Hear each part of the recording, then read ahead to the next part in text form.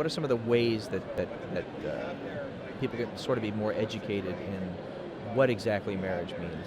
Right. I mean, I think whether we're talking about how we're approaching this as parents with our own kids, whether we're talking about how we approach it ourselves, or whether we talk about how we approach this in ministry to single Catholics, it's important that we talk about vocation, talk about what that means, talk about what the church teaches in the fact that every person has a calling, every person has a mission that God wants them to say yes to, that God wants them to give their entire lives to, and it's in that gift of themselves, in that self-giving, self-sacrificing love that they're going to find satisfaction and fulfillment and happiness and all those things we say we want, and yet we're always chasing after them because we're filling that void inside of ourselves with what culture tells us is going to fill it, which is stuff like money and sex and wealth and fame and drugs and food and whatever the latest thing is. That, you know, if that's what you think is going to fulfill you, if you're listening to the culture, you're going to come away empty and broken. You're not even going to know why.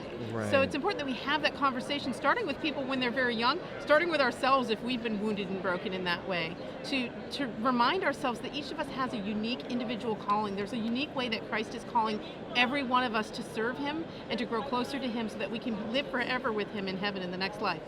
What that means for everybody looks different, but recognizing you have that call is so important right at the beginning. It's interesting that you said that. You're looking toward inside, but you're looking to how can you serve God. So it's like this inward but yet outward focus. Yeah, I think there are a lot of distractions too in the world. So, we know that God is calling us, but how do we listen? How do we hear that? Right.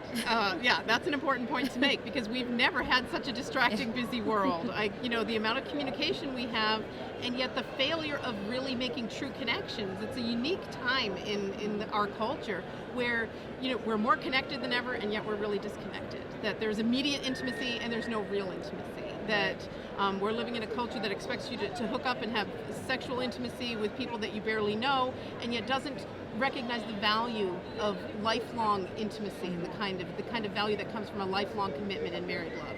That these are issues that we need to address because even those of us who are striving to live Catholic lives, authentic Catholic lives, and we know the blah, blah, blah, what vocation is, blah, self-sacrifice, self-giving love, we know that shtick, and yet we absorb part of our culture. It's almost like osmosis. We pick it up and we hear it in our own voices, in our own hearts, and in our own heads when we're thinking about these really important topics that are affecting whether or not we're going to be happy in this life.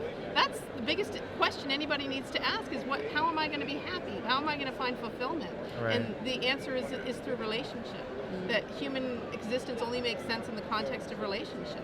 So what does that mean? What does that mean? What kind of particular vocation is God calling you to have that kind of unique relationship in?